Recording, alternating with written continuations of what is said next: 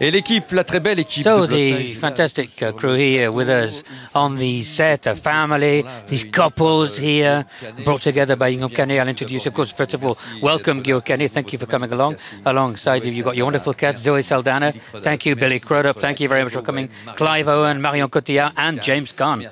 Thank you all very much for coming along.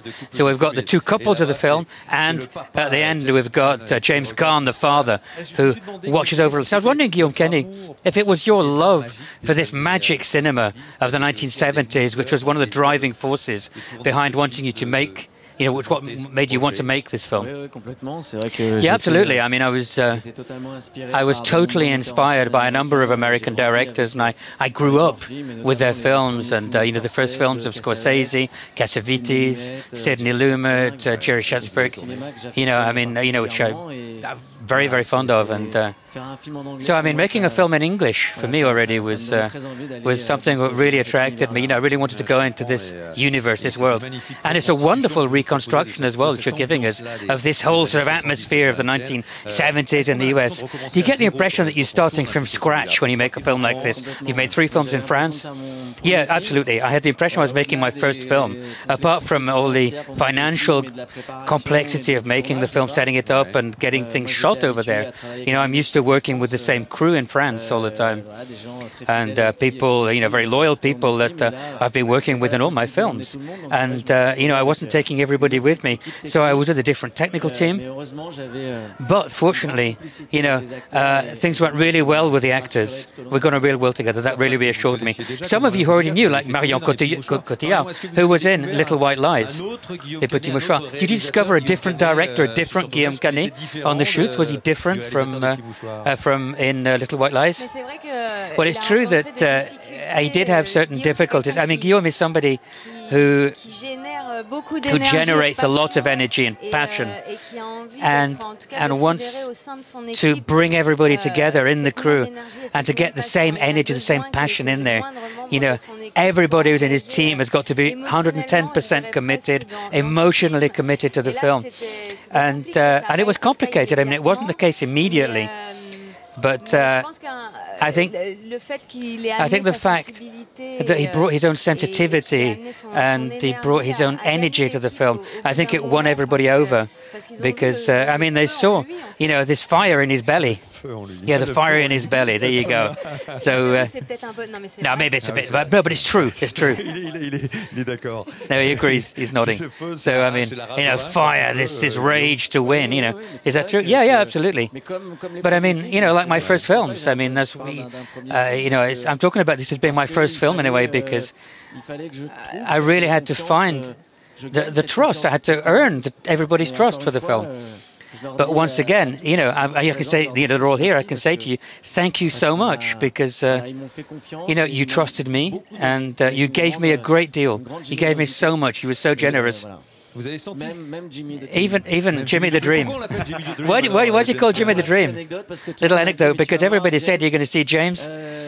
He's, you know, I asked James to come for some rehearsals, and he said, I never rehearse, and I'm not going to start now. And he said, don't worry, I'll be there the day before we start shooting. And he said, don't worry, everything's fine. I'll be on the set, and then you'll call me Jimmy the Dream. And the afternoon, the first day, I called him Jimmy the Dream. So is that true, James Caan? It's true. I mean, why are you called Jimmy the Dream? You know, what makes it be called Jimmy the Dream after half a day's shoot? Basically, because I couldn't understand the word he said, and I just that's why. You know, like he's a dream to work with. That was my ambition since I've been a young man, a younger man. Yeah. No, I have no idea. It's charming, and it looks better than Jimmy on the back of back of your chair. En tout cas, vous nous faites rêver depuis de nombreuses années. I mean, you've been making us dream for a number of years in your career.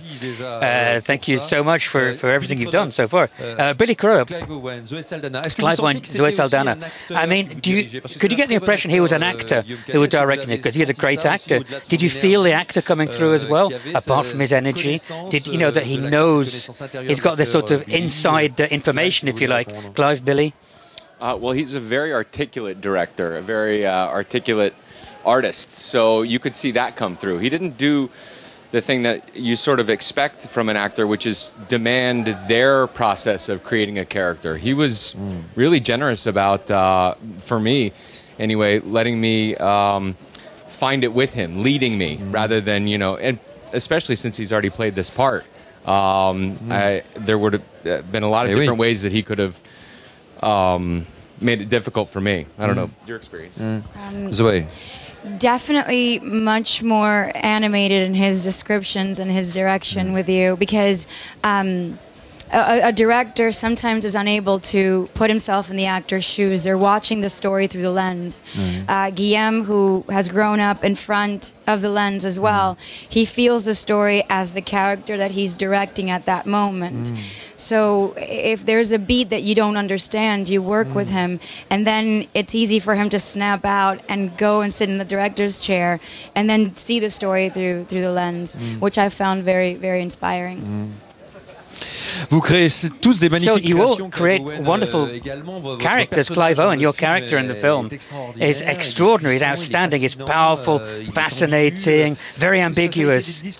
Did you talk a long time with Guillaume beforehand? Did you rehearse? I mean, what was it like before it started? Yeah, it was a big collaboration right from the beginning, really. From the first time that Guillaume and I talked about it, I went to Paris and spent a week with him, sort of talking through the script and talking through the part, and the thing was a really great collaboration all the way through. The thing that I loved about the script was the sort of complexity of all the relationships. Nothing was clear cut, nothing was really obvious. It all was very sort of delicate and nuanced, and it takes time to really mine that and discover that and talk about that to get to a place that when you're ready to shoot it, that you can do it in a way that does it justice. And the whole process was really good. Il y a de belles choses qui se jouent aussi dans les. There's wonderful things going on as well in the silences, Marion, in the way people look at each other in the film. Are these things that are rehearsed, or did it just happen at the shoot? I mean.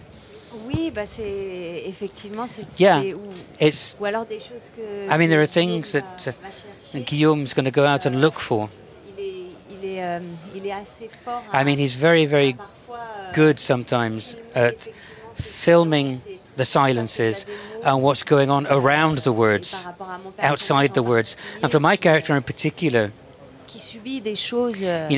a character who undergoes some really hard, difficult things, who suffers quite a lot. I mean, you don't have words always to do this. This silence, this absence of words. I mean, it's very pleasant as well for an actor to be able to express something in that way, and to have this point of view of a director like this on these moments, which can be pretty magic sometimes. James Caan, was it a very particular experience for you? Was it a different experience from your other experiences with other directors working with Guillaume? Let me just say, not to embarrass him, but I've worked with, obviously, many directors, but I have not found anyone that has more respect for actors than Guy. So that the relationships that we formed and the rehearsing